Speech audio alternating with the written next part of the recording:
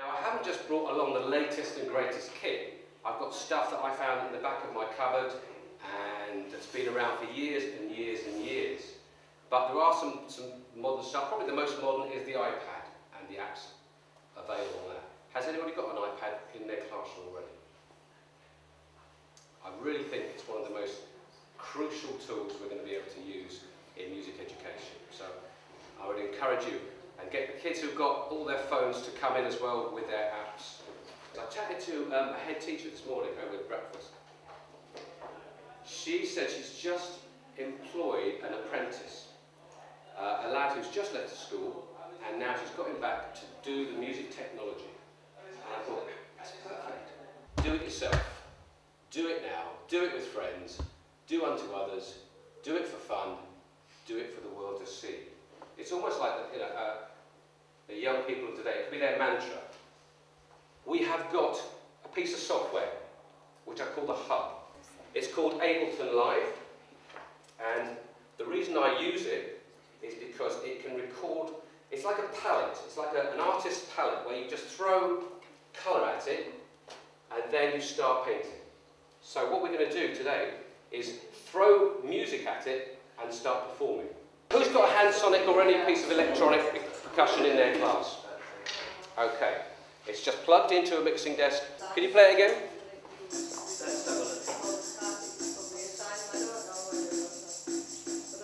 All this is really is a mixing channel that we can see in graphical form. Let's move on, sir. What have you got there?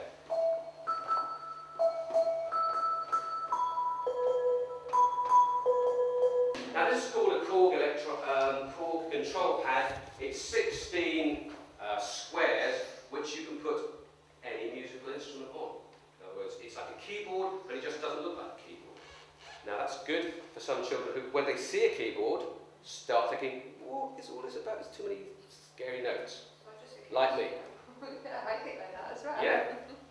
Channel 8 is the one I want you just to play with here. Can you see Channel 8? Yeah. That one. Okay. Now Channel 8 is controlling the volume here of the beats. Okay. So if you just move Channel 8 up and down.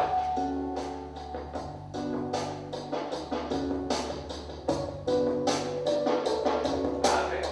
Right down.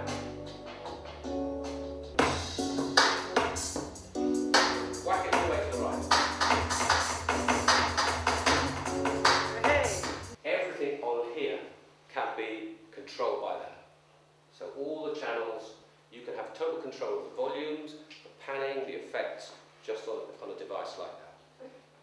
Okay? You're in total. If you've had enough, you just turn the master volume down and it's quiet. How good is that in class? Let's go for these wireless switches.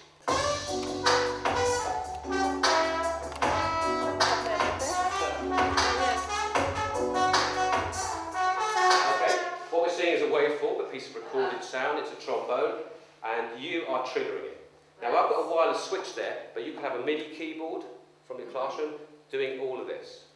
Okay, so whatever you record, you could trigger via a MIDI keyboard or MIDI guitar or any device. Okay, even the keyboard, even the QWERTY keyboard. Right. But at the moment we've got some Wi-Fi switches because I'm trying to get away from wires. Once it goes to the bottom one, it goes back to the top. Any questions so far? Because you presumably have set this whole thing up. I've set so this how up, many yeah. hours of work was that? Quite a lot. Yeah. Yeah. I mean, one of the things I'm going to be doing is producing resources so that you can load in, for example, a set and it's ready to go out of the box.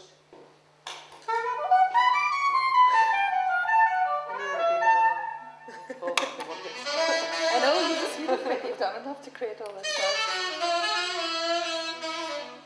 If we did a 20-second take of a recorder player, a drummer, guitarist, they're in here, and then we take little sections and go 1, 2, 3, 4, 5, 6, 7, 8. All the bits of their solo split up, and then you can trigger them on any device you want.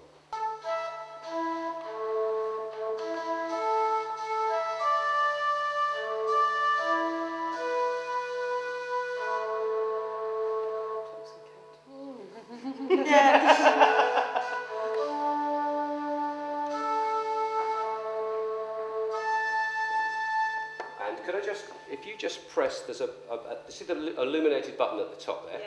Just press the left-hand side of that. This one? Yeah. And now you're in control of every one of those samples. Can you see at the bottom it's got a few clues about what the samples are?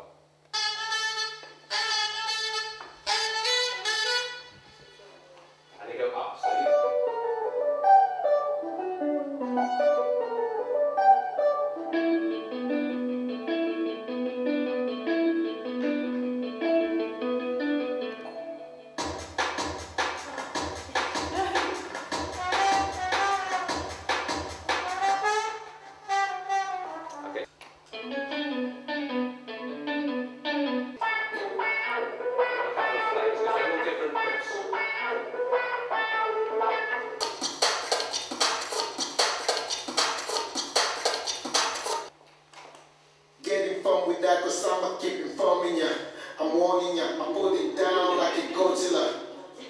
anything that we record can go into this.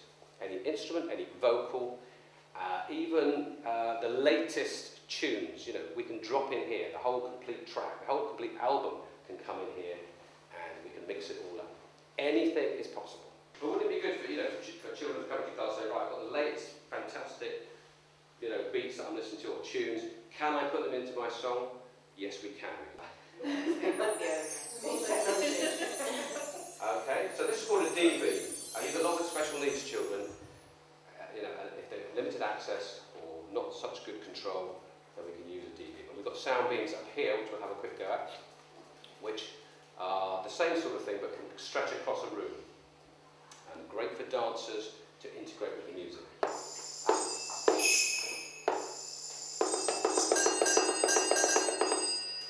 Next up, is that ready to go? It is the iPad.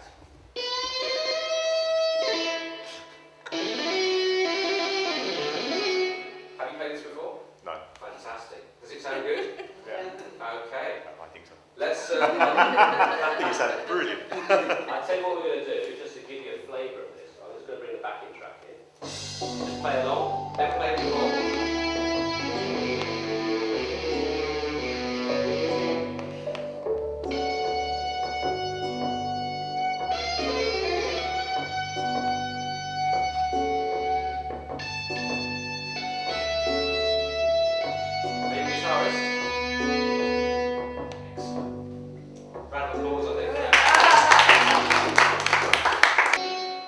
Going to go onto the iPad. This is GarageBand, and I'm going to change the choice of instrument, and let's see what we've got now.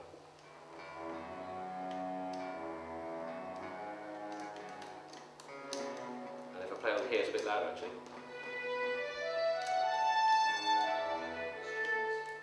Okay, so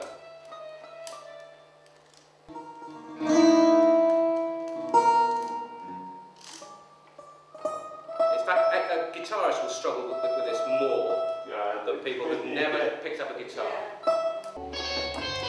Play any note you want. Don't even think about it. Slide it all the way up and down.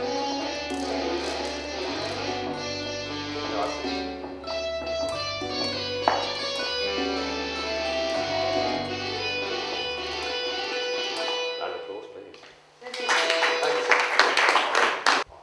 What you might have noticed is that everything that you're playing, apart from the guitar actually, is already in key with the backing track.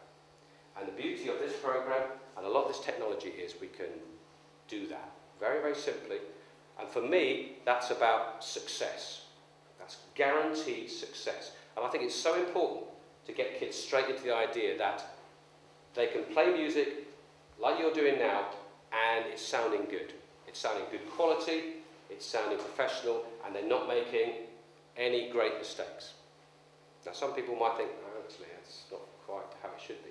For me, it's the great starting point because it encourages self-esteem, confidence, and the belief that I can do it. I'm a musician, listen to me. This guy here just played a guitar, never played it before on an iPad. I'd like you to have a look at it at some point because it's the picture of a guitar and you have the strings, but it's easy to play, isn't it? because we've got a scale on it, and the scale is in the scale of the composition. Why do you use Ableton rather than Logic or Cubase for this? Very good question. Because of how easy it is to build up little snippets of sound and start recording, performing, and sounding amazing. It's an incredible tool. And it works in a different way. All those Logic and Cubase are sequential. Now this has a sequencer behind it, but it also has blocks of sound which can be triggered. You listen to what the bell is playing, and I want you to just respond.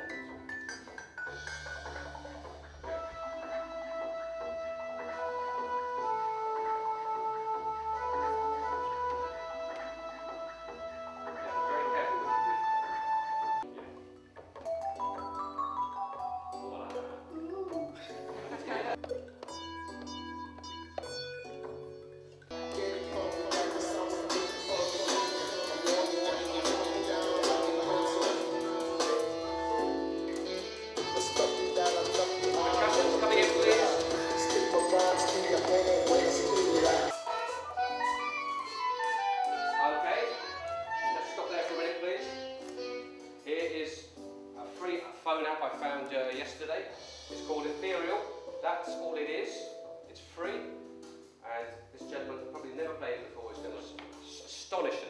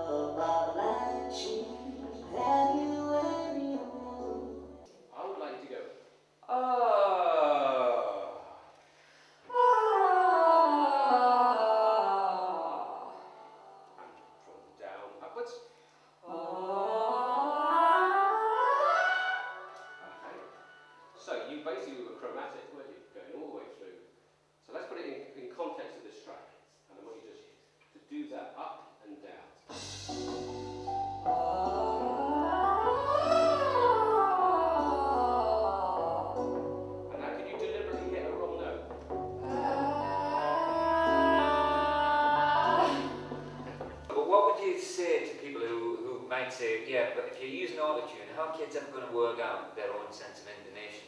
I would say use it when you need to. It's a tool. So is that child, are we doing this to sort of cover up something that they're not going to develop? Or is it a child who cannot, for the life of them at this point, sing in tune, and yet they're desperate to be part of the band, to be part of the performance? Giving them a chance to have success. Yeah, this is it to me. Access and success. It is a great tool. And if you heard, when you were doing the up and down scales, you have suddenly, I've got a riff out of you, if you like, where it's all in tune and it sounds good. And you wouldn't have thought of that, probably. To record the student singing it badly, if you like, or singing it as well as they can sing it but it's not in tune, and then have both versions so they can aspire to the auto-tune. Yeah. What we heard from Lucy Green yesterday was the child who won't even start, because they're waiting. It's like hesitant. And yet we've got to just get in there and do it. And if this tool allows them to just dive in and think, oh, that sounds okay. Do you think, are they actually developing musical skills? Or is this something that is almost a separate thing to music altogether? Good question. I think they are developing musical skills. I think huge musical skills. Probably musical skills that aren't even in the curriculum. In this idea that, how musicians learn. They're picking it up all the time from each other. And here it is a potential tool which will allow you to do things that haven't been done before. It's almost like having stabilisers on a bike, isn't it? It is all. Yeah. It's. Yeah. You're allowing them to Yeah. try, and then you take the stabilisers off, and And how many children, if you didn't have stabilisers, would ride a never bike? ride bike. Yeah. It would be equally viable to get a group of really gifted musicians in and really unpack structure and layering with them. There's opportunities to teach those kind of things through this medium. So, Yes. I don't think it's just something that needs to be used for kids who, struggle with it. No, I'm not suggesting that. No. Yeah, some gifted musicians will be able to put together something very complex and using call and response. Yeah. It's a route to teach, musical devices, but Yeah. just another way No, to do that. I wholeheartedly agree. What you've just done and saying that you get the kids to do it, and that's the important link for me for maybe your point about are they just pressing buttons. If you rewind back to the days when the piano was invented, it's just pressing buttons. That was brand new technology then. But we don't look at it now as all they're pressing keys down, But that is them being able to access them musically after the event, but it's still musical thinking, isn't it? An application of that thinking. Potentially a year 10 or 11 composition might be putting this block together so that a year 7 class can play the piece. That'd be good, yeah. I'm aware that we've probably hit the end of the road. So thank you very much. I hope that's been useful. I hope you've enjoyed it. Come to me and have a chat about anything that